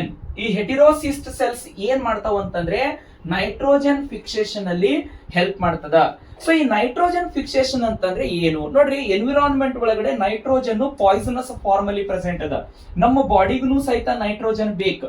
ನಮ್ಮ ಬಾಡಿಗೆ nitrogen ಬೇಕಂತಂದ್ರೆ ನಾವು Poisson ಇರುವಂತ nitrogen ತಗೊಳಕ್ ಆಗಂಗಿಲ್ಲ environment ಇಂದ. ಆ poisonous nitrogen ಅನ್ನ ತಗೊಂಡ್ಬಿಟ್ಟು ಅದನ್ನ ಪ್ಯೂರಿಫೈ ಮಾಡಿ ಆ ಪ್ಯೂರ್ ನೈಟ್ರೋಜನ್ ಅನ್ನು ಏನ್ ಮಾಡುತ್ತಂದ್ರೆ ಸಸ್ಯಗಳಿಗೆ ಟ್ರಾನ್ಸ್ಪೋರ್ಟ್ ಮಾಡುತ್ತಾ ಅದರದ್ದು ರೂಟ್ ಮುಖಾಂತರ.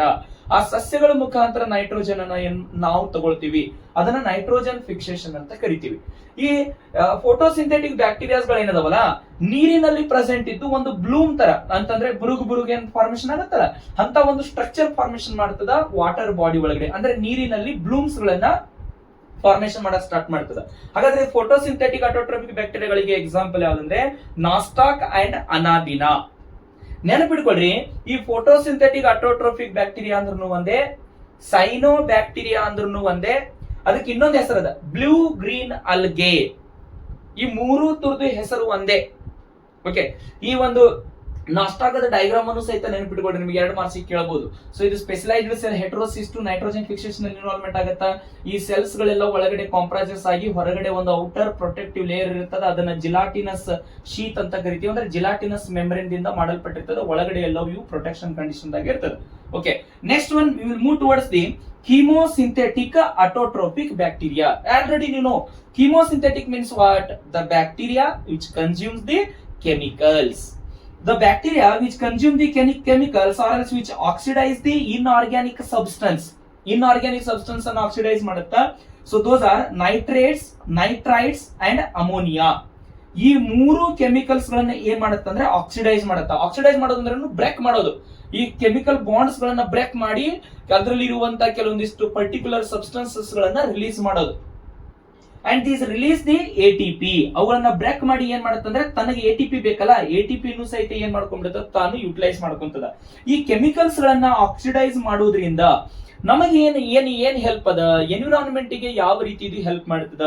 These are help to the recycling of nutrients. Nutrients ಅನ್ನ ರೀಸೈಕ್ಲಿಂಗ್ ಮಾಡ್ಲಿಕ್ಕೆ, ಫಾರ್ ಎಕ್ಸಾಂಪಲ್ ನೈಟ್ರೋಜನ್ ರೀಸೈಕ್ಲಿಂಗ್ ಆಗ್ಲಿಕ್ಕೆ, ಫಾಸ್ಫರಸ್ ರೀಸೈಕ್ಲಿಂಗ್ ಆಗ್ಲಿಕ್ಕೆ, ಐರನ್ ರೀಸೈಕ್ಲಿಂಗ್ ಆಗ್ಲಿಕ್ಕೆ, ಸಲ್ಫರ್ ರೀಸೈಕ್ಲಿಂಗ್ ಆಗ್ಲಿಕ್ಕೆ. ನೋಡ್ರಿ ನೆನಪಿಟ್ಕೊಳ್ರಿ, ಈ ನೈಟ್ರೋಜನ್ ನಮಗೆ ಅಮೈನೋ ಆಸಿಡ್ ದಾಗ ನೈಟ್ರೋಜನ್ ಬೇಕು, ಅದರಿಂದ ಪ್ರೋಟೀನ್ ರೆಡಿ ಆಗ್ತದ.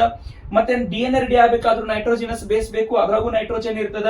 ಅದೇ ರೀತಿ ಫಾಸ್ಫರಸ್, DNA ಒಳಗಡೆ ಫಾಸ್ಫೇಟ್ ಅನ್ನುವಂತ ಒಂದು ಮೊಲಿಕ್ಯೂಲ್ ಇರ್ತದ, ಅದಕ್ಕೆ ನಮಗೆ ಫಾಸ್ಫರಸ್ ಬೇಕು. ಅದು ಕಲ್ಲಿನಲ್ಲಿ ಇರ್ತೈತಿ, ಕಲ್ಲುಗಳನ್ನ ತಿನ್ನಕ್ ಆಗಂಗಿಲ್ಲ. ಆ ಕಲ್ಲಿನಲ್ಲಿರುವಂತಹ ಫಾಸ್ಫೇಟ್ ಮಣ್ಣಿನಲ್ಲಿ ಮಿಕ್ಸ್ ಆಗಿ ಈ ಬ್ಯಾಕ್ಟೀರಿಯಾಗಳು ಏನ್ ಮಾಡ್ತಾವ ಅಂತಂದ್ರೆ ಆ ಫಾಸ್ಫರಸ್ ಅನ್ನ ಪ್ಲಾಂಟ್ ಗಳಿಗೆ ಕಳಿಸ್ತಾ ಇರ್ತದ. ಐರನ್ ಅಂತಂದ್ರೇನು, ಕಬ್ಬಿಣಾಂಶ ನಮಗೆ ಬೇಕು. ಬ್ಲಡ್ ಹಿಮೋಗ್ಲೋಬಿನ್ ಕಂಟೆಂಟ್ ಚೆನ್ನಾಗಿ ಆಗ್ಬೇಕಾದ್ರೆ ಐರನ್ ಕಂಟೆಂಟ್ ಬೇಕು. ಹಂಗಂತೇಳಿ ಕಬ್ಬಿಣ ತಿನ್ಕೋತ ಕುಂದ್ರಕ್ ಆಗಿಲ್ಲ. ಮಣ್ಣಿನಲ್ಲಿ ಕಬ್ಬಿಣದ ಅಂಶ ಇರ್ತದ. ಅದನ್ನ ಏನ್ ಮಾಡ್ತಾವ ಅಂತಂದ್ರೆ ಈ ಮೈಕ್ರೋ ಆರ್ಗಾನಿಸಮ್ಸ್ ಗಳು ಪ್ಲಾಂಟ್ ಗಳಿಗೆ ಸಪ್ಲೈ ಮಾಡ್ತದ. ಪ್ಲಾಂಟ್ ಮುಖಾಂತರ ನಾವು ತಗೊಂತೀವಿ. ಈಗ ಸೊಪ್ಪು ತರಕಾರಿಗಳಲ್ಲಿ ಜಾಸ್ತಿ ಕಬ್ಬಿಣದ ಅಂಶ ಇರ್ತದಂತ ನಾವು ಕೇಳಿವಿ. ಅದೇ ರೀತಿ ಸಲ್ಫರ್, ಈ ಸಲ್ಫರ್ ಯಾಕೆ ಬೇಕಪ್ಪ ಅಂತಂದ್ರೆ ಫಾಸ್ಫೋಲಿಪಿಡ್ ಆಗ್ಬೇಕಾತಂದ್ರೆ, ಸಲ್ಫುರಿಕ್ ಆಸಿಡ್ ಆಗ್ಬೇಕಾದ್ರೆ ಅದು ಆನಿಯನ್ ಅಲ್ಲಿ ಇರ್ತದೆ ನೋಡ್ರಿ ಸಲ್ಫುರಿಕ್ ಆಸಿಡ್. ಅದೇ ರೀತಿ ನಮ್ಮ ದೇಹಕ್ಕೂ ಸಹಿತ ಸಲ್ಫರ್ ಬಹಳ ಇಂಪಾರ್ಟೆಂಟ್ ಆಗಿ ಬೇಕಾಗಿರುವಂತ ಈ ನ್ಯೂಟ್ರಿಯೆಂಟ್ಸ್. ಇದಕ್ಕಾಗಿ ಕೀಮೋಸಿಂಥೆಟಿಕ್ ಬ್ಯಾಕ್ಟೀರಿಯಾಗಳು ಹೆಲ್ಪ್ ಮಾಡ್ತದ. And finally third one we will move towards the heterotrophic bacteria. ಇದರಲ್ಲಿ ಏನ್ ಜಾಸ್ತಿ ಏನಿಲ್ಲ. ಹೆಟರೋಟ್ರೋಫಿಕ್ ಬ್ಯಾಕ್ಟೀರಿಯಾ ಅಂತಂದ್ರೆ ಬೇರೆ ಆರ್ಗಾನಿಸಮ್ಸ್, ಬೇರೆ ಎನಿಮಲ್ಸ್ ಅನ್ನು ಡಿಪೆಂಡ್ ಆಗಿ ಬದುಕುವಂತ ಬ್ಯಾಕ್ಟೀರಿಯಾಗಳು. Most abundant in nature, where they can grow, where they can live, they can find or else they can grow in the most abundant in nature. ಅಂದ್ರೆ ಎಲ್ಲಾ ಕಡೆಗೂ ಮತ್ತೆ ಜಾಸ್ತಿ ಗ್ರೋ ಆಗುವುದು heterotrophic bacteria. And when maximum of them are the decomposers, ಅಂದ್ರೆ ಕೊಳಿಲಿಕ್ಕೆ, ಒಂದೇನಾದ್ರೂ substance ಗಳು ಕೊಳಿಲಿಕ್ಕೆ help ಮಾಡಬೇಕಾದ್ರೂ ಸಹಿತ ಹೆಟರೋಟ್ರೋಫಿಕ್ ಬ್ಯಾಕ್ಟೀರಿಯಾಗಳು ಬೇಕು. These heterotrophic bacteria play important role in the human welfare. So they are involved in the human affairs also. So how they are help in the human welfare? ಮನುಷ್ಯರಲ್ಲಿ ಈ ಹೆಟರೋಟ್ರೋಫಿಕ್ ಬ್ಯಾಕ್ಟೀರಿಯಾಗಳು ಯಾವ ರೀತಿ ಸಹಾಯ ಮಾಡ್ತದ? ಅದು conversion of milk to the curd and even production of the antibiotics. ನೀವು ಯಾವ್ದಾದ್ರು ಟ್ಯಾಬ್ಲೆಟ್ ತಗೊಳ್ಳಿ, ಟ್ಯಾಬ್ಲೆಟ್ ಅದ್ರ ಮೇಲೆ ಸ್ಟ್ರಿಪ್ಟೋಕೈನೇಸ್ ಆಗಿರ್ಬೋದು, ಸ್ಟ್ರಿಪ್ಟೋಕೋಕಸ್ ಆಗಿರ್ಬೋದು, ಅದರಲ್ಲಿ ಬ್ಯಾಕ್ ಸೈಡ್ ಅದು ಏನ ಟ್ಯಾಬ್ಲೆಟ್ ಇರ್ತದಲ್ಲ ಅದ್ರದ್ದು ಬ್ಯಾಕ್ ಸೈಡ್ ಬರೀ ಬ್ಯಾಕ್ಟೀರಿಯಾಗಳ ಹೆಸರು ಬರೆದಿರ್ತಾರ. ಆ ಬ್ಯಾಕ್ಟೀರಿಯಾಗಳಿಂದ ಆಂಟಿಬಯೋಟಿಕ್ಸ್ ಕೂಡ ರೆಡಿ ಆಗುತ್ತೆ. ಈ ಆಂಟಿಬಯೋಟಿಕ್ಸ್ ಅಂದ್ರೆ ಏನು? The medicine. ನಮ್ಮ ಬಾಡಿ ಒಳಗಡೆ ಯಾವ್ದಾದ್ರು ಪ್ಯಾಥೋಜೆನಿಕ್ ಬ್ಯಾಕ್ಟೀರಿಯಾಗಳಿದ್ದು ಅಂದ್ರೆ ಅದನ್ನು ಸಾಯ ಹೊಡ್ಲಿಕ್ಕೆ ಬೇಕಾಗಿರುವಂತಹ ಸಬ್ಸ್ಟೆನ್ಸ್ ಗಳನ್ನ ನಾವು ಆಂಟಿಬಯೋಟಿಕ್ಸ್ ಅಂತ ಕರಿತೀವಿ. ಈ ಹೆಟರೋಟ್ರೋಫಿಕ್ ಬ್ಯಾಕ್ಟೀರಿಯಾ ಆಂಟಿಬಯೋಟಿಕ್ಸ್ ಪ್ರೊಡಕ್ಷನ್ ಅಲ್ಲಿ ಸಹಿತ ಹೆಲ್ಪ್ ಮಾಡ್ತದ. And even they play in important role in the nitrogen fixation in the legume plants. ಈ ಲೆಗ್ಯೂಮ್ ಅನ್ನುವಂತ ವರ್ಡ್ ನೋಡ್ರಿ, ನಾವು ಯಾವುದೇ ಒಂದು ಗಿಡಗಳನ್ನ ಕೀಳುವಾಗ ಆ ಗಿಡದ ಬೇರುಗಳಲ್ಲಿ ಗಂಟು ಇದ್ದು ಅಂತಂದ್ರೆ ಅಂತ ಪ್ಲಾಂಟ್ಸ್ ಗಳಿಗೆ ನಾವು ಲೆಗುಮಿನಸ್ ಪ್ಲಾಂಟ್ಸ್ ಅಂತ ಕರಿತೀವಿ. ಅದ್ರಲ್ಲಿ ಏನು ಗಂಟು ಇರ್ತಾವ, ನಾವನ್ನ ಲೆಗುಮ್ಸ್ ಅಂತ ಕರಿತೀವಿ. ಅದರದ್ದು ಒಳಗಡೆ ಏನ್ ಇರ್ತದ ಅಂತಂದ್ರೆ ಕೆಲವೊಂದಿಷ್ಟು ಬ್ಯಾಕ್ಟೀರಿಯಾಗಳು ಇರ್ತಾವ. ಆ ಬ್ಯಾಕ್ಟೀರಿಯಾಗಳು ಏನ್ ಮಾಡ್ತಾವ ಅಂದ್ರೆ ಪಾಯ್ಸನಸ್ ನೈಟ್ರೋಜನ್ ಅನ್ನ ಎನ್ವಿರಾನ್ಮೆಂಟ್ ಇಂದ ಹಿರ್ಕೊಂಡ್ ಬಿಟ್ಟು ಪ್ಲಾಂಟ್ ಗಳಿಗೆ ಪ್ಯೂರ್ ನೈಟ್ರೋಜನ್ ಅನ್ನ ಸಪ್ಲೈ ಮಾಡ್ತಾ ಇರ್ತದ. ಅದನ್ನ ನಾವು ಲೆಗುಮಿನಸ್ ಪ್ಲಾಂಟ್ ಇಲ್ಲ ಲೆಗ್ಯೂಮ್ ರೂಟ್ಸ್ ಅಂತಾನೂ ಕೂಡ ಕರಿತೀವಿ. Some bacteria they are act as an pathogen. ನೋಡ್ರಿ ಬ್ಯಾಕ್ಟೀರಿಯಾಗಳಿಂದ ನಮಗೆ ಎಷ್ಟು ಹೆಲ್ಪ್ ಅದಲ್ಲ, ಅದರದ್ದು 10 ಪಟ್ಟು ನಮಗೆ ನುಕ್ಸಾನ್ ಅದ, 10 ಪಟ್ಟು ನಮಗ ಹಾನಿ ಅದ, ನಷ್ಟ ಅದ. ಏನ್ ಗೊತ್ತಾ, ಈ ಪ್ಯಾಥೋಜನ್ ಅಂತಂದ್ರೆ ಕ್ರಾಪ್ಸ್ ಗಳಲ್ಲಿ, ಬೆಳೆಗಳಲ್ಲಿನೂ ಸಹಿತ ರೋಗ ಉಂಟು ಮಾಡ್ತಾವು, ಎನಿಮಲ್ಸ್ ಗಳಲ್ಲಿನೂ ಸಹಿತ ರೋಗ ಉಂಟು ಮಾಡ್ತಾವು, ಮತ್ತೆ ಪೆಟ್ಸ್ ಗಳಲ್ಲಿನೂ ಸಹಿತ ರೋಗ ಉಂಟು ಮಾಡ್ತಾವ. ಅಂದ್ರೆ ನಾವು ಸಾಕಿರ್ತೇವಲ್ಲ, ನಾಯಿ ಆಗಿರ್ಬೋದು, ಬೆಕ್ಕಾಗಿರ್ಬೋದು, ಅಂತವುಗಳಲ್ಲಿನೂ ಸಹಿತ ರೋಗಗಳನ್ನ ಉಂಟು ಮಾಡ್ತದ. ಈಗ ಕ್ರಾಪ್ಸ್ ಫೀಲ್ಡ್ಸ್ ಅಂತಂದ್ರೆ ನಾವು ಬೆಳೆಗಳನ್ನ ಬೆಳೆದಿರ್ತೀವಲ್ಲ ಅದರಲ್ಲಿನೂ ಸಹಿತ ರೋಗ ಉಂಟು ಮಾಡ್ತದ. ಅದ್ರಲ್ಲಿ ಎಕ್ಸಾಂಪಲ್ ಯಾವ್ದು ಗೊತ್ತಾ? Citrus canker. ಸಿಟ್ರಸ್ ಕ್ಯಾಂಕರ್ ಅಂತಂದ್ರೆ ಇದು ಲಿಂಬೆಹಣ್ಣು ಇರುತ್ತೆ ಅಂತ ತಿಳ್ಕೊರಿ. ಸೊ ಈ ಲಿಂಬೆಹಣ್ಣದ ಮೇಲೆ ಒಂದಿಷ್ಟು ಬ್ರೌನ್ ಕಲರ್ ಪ್ಯಾಚಸ್ ಪ್ರೆಸೆಂಟ್ ಇರ್ತಾವೆ ಅಲ್ಲಿ. ಸೊ ಅದನ್ನ ನಾವು ಸಿಟ್ರಸ್ ಕ್ಯಾಂಕರ್ ಅಂತ ಕರಿತೀವಿ. ಸಿಟ್ರಸ್ ಅಂದ್ರೆ ಲಿಂಬೆಹಣ್ಣು, ಅದ್ರ ಮೇಲೆ ಇರುವಂತಹ ಪ್ಯಾಚಸ್ ಗಳಿಗೆ ನಾವು ಕ್ಯಾಂಕರ್ಸ್ ಅಂತ ಕರಿತೀವಿ. ಹಾಗಾದ್ರೆ ಮನುಷ್ಯರಲ್ಲಿ ಯಾವ ಯಾವ ರೋಗಗಳನ್ನ ಈ ಬ್ಯಾಕ್ಟೀರಿಯಾ ಉಂಟು ಮಾಡ್ತದ? ಕಾಲರಾ ಅಂತ ಕೇಳಿರ್ಬೋದು ಆಲ್ಮೋಸ್ಟ್ ಅಲ್ಲಿ ಎಲ್ರಿಗೂ, ಕೆಲವೊಂದಿಷ್ಟು ಮಂದಿನೂ ಸಹಿತ ಕಾಲರಾ ರೋಗ ಇವಾಗ ಇಲ್ಲದು, ಹೆಸರು ಕೇಳಿರ್ಬೋದು ಬಟ್ ಇವಾಗಿಲ್ಲ, ಅದು ಎಲ್ಲ ನಶಿಸಿ ಹೋಗ್ಯದ. ಮತ್ತೆ ಟೈಫಾಯ್ಡ್, ಮತ್ತೆ ಟೆಟಾನಸ್, ಇದ್ರ ಬಿಟ್ರೆ ಬಹಳಷ್ಟಕ್ಕೊಂದು ರೋಗಗಳದಾವ್. ಸೊ ಅದು ಎಲ್ಲವೂ ಸಹಿತ ನೀವು ಹೈಯರ್ ಸ್ಟಡೀಸಿಗೆಲ್ಲ ಸ್ಟಡಿ ಮಾಡ್ತೀರಿ. ಬಟ್ ಇವಾಗ ನಿಮಗೆ ಇಷ್ಟೇ ಗೊತ್ತಿರ್ಲಿ, ಕಿಂಗ್ಡಮ್ ಮೊನೇರಾ ಇದರಲ್ಲಿ ಅರ್ಕಿ ಬ್ಯಾಕ್ಟೀರಿಯಾ, ಯು ಬ್ಯಾಕ್ಟೀರಿಯಾ ಅಂತ 2 ಪಾರ್ಟ್ ಇರ್ತದೆ. ಯು ಬ್ಯಾಕ್ಟೀರಿಯಾದಲ್ಲಿ ಮತ್ತೆ 3 ಪಾರ್ಟ್ಗಳು ಇರ್ತಾವೆ. ಇವೆಲ್ಲವೂ ಈಚ್ ಅಂಡ್ ಎವ್ರಿ ಪಾಯಿಂಟ್ಸ್ ಬಹಳ ಇಂಪಾರ್ಟೆಂಟ್. ನಿಮ್ಗೆ ಯಾವ ರೀತಿ ಕ್ವಶನ್ಸ್ ಕೇಳ್ತಾರ ಅಂತ ಹೇಳಕ್ ಆಗಿಲ್ಲ. How heterotrophic bacteria helps in the human affair. ಈ 4 ಪಾಯಿಂಟ್ಸ್ ಬರೆದ್ರೆ 2 ಮಾರ್ಕ್ಸ್ ಇರ್ಬೋದು, ಇಲ್ಲ ಒಂದೊಂದಕ್ಕೆ 1 ಮಾರ್ಕ್ಸ್ ಇರ್ಬೋದು, 3 ಮಾರ್ಕ್ಸ್ ಕ್ವಶನ್ ಕೇಳಬಹುದು. ನೆಕ್ಸ್ಟ್ ಕಿಮೋಸಿಂಥೆಟಿಕ್ ಬ್ಯಾಕ್ಟೀರಿಯಾಗಳು ಯಾವ ರೀತಿ ಹೆಲ್ಪ್ ಮಾಡ್ತದೆ ಅನ್ನೋದು ಕೂಡ ಬರಬಹುದು. ನೆಕ್ಸ್ಟ್ ಫೋಟೋಸಿಂಥೆಟಿಕ್ ಬ್ಯಾಕ್ಟೀರಿಯಾ ಯಾವ ರೀತಿ ಹೆಲ್ಪ್ ಮಾಡ್ತದೆ ಅಂತ ಬರೀಬಹುದು. Draw the structure of Nostoc ಅಂತ ಕೇಳಬಹುದು. ಸೊ ಹಾಗಾಗಿ ಯಾವ ರೋಗಗಳು ಉಂಟು ಮಾಡ್ತಾವಂತ ರೋಗಗಳ ಹೆಸರು ಬರೀರಿ ಅಂತ ಕೇಳಬಹುದು. So what ever it may be, ಒಂದು ಸರ್ತಿ ನೀವು ಕಾನ್ಸೆಪ್ಟ್ ಅನ್ನ ಚೆನ್ನಾಗಿ ಅರ್ಥ ಮಾಡ್ಕೊಂಡಿದ್ದೇ ಆಗಿತ್ತಂದ್ರೆ ನೀವು ಯಾವ್ದಕ್ಕೂ ಸಹಿತ ಹೆದರುವಂತ ನೆಸೆಸಿಟಿ ಇಲ್ಲ. ಯಾವುದೇ ತರ ಕ್ವಶನ್ಸ್ ಗಳನ್ನ ಕೇಳಿ ನೀವೇನ್ ಮಾಡಬಹುದು ಹೇಳ್ರಿ, ಈಸಿಯಾಗಿ ಆನ್ಸರ್ ಮಾಡಬಹುದು. Hope you understood the concept. ನೀವೇನಾದ್ರೂ ಕಾನ್ಸೆಪ್ಟ್ ಗಳು ನಿಮಗೆ ತಿಳಿತಾ ಇದೆ ಅಂತಂದ್ರೆ ಚಾನಲ್ ಅನ್ನ ಸಬ್ಸ್ಕ್ರೈಬ್ ಮಾಡ್ರಿ, ನಿಮ್ಮ ಫ್ರೆಂಡ್ಸ್ಗೂ ಸಹಿತ ಶೇರ್ ಮಾಡಿರಿ. ಏನಾದ್ರೂ ಡೌಟ್ಸ್ ಇದ್ರೆ ಕಾಮೆಂಟ್ ಬಾಕ್ಸ್ ಅಲ್ಲಿ ತಿಳಿಸ್ರಿ. ನಿಮ್ದು ಸಪೋರ್ಟ್ ಇದೇ ರೀತಿ ಚೆನ್ನಾಗಿತ್ತಂದ್ರೆ ಮತ್ತೆ ಎಲ್ಲಾ ಚಾಪ್ಟರ್ಸ್ ವಿಡಿಯೋನು ಸಹಿತ ನಿಮ್ಗೆ ಸಿಗ್ತದ. ನಂದು ಯೂಟ್ಯೂಬ್ ಚಾನಲ್ ಅಲ್ಲಿ ಒಂದ್ಸರ್ತಿ ಸರ್ಚ್ ಮಾಡ್ರಿ, ಎಲ್ಲಾ ವಿಡಿಯೋಸ್ ಗಳಲ್ಲಿ ಸಹಿತ ನಿಮಗೆ ಇದೇ ರೀತಿ ಬೇಕಾಗಿರುವಂತಹ ಇನ್ಫಾರ್ಮೇಶನ್ ಗಳು ಸಹಿತ ಸಿಗ್ತಾ ಇರ್ತಾವ. All the best.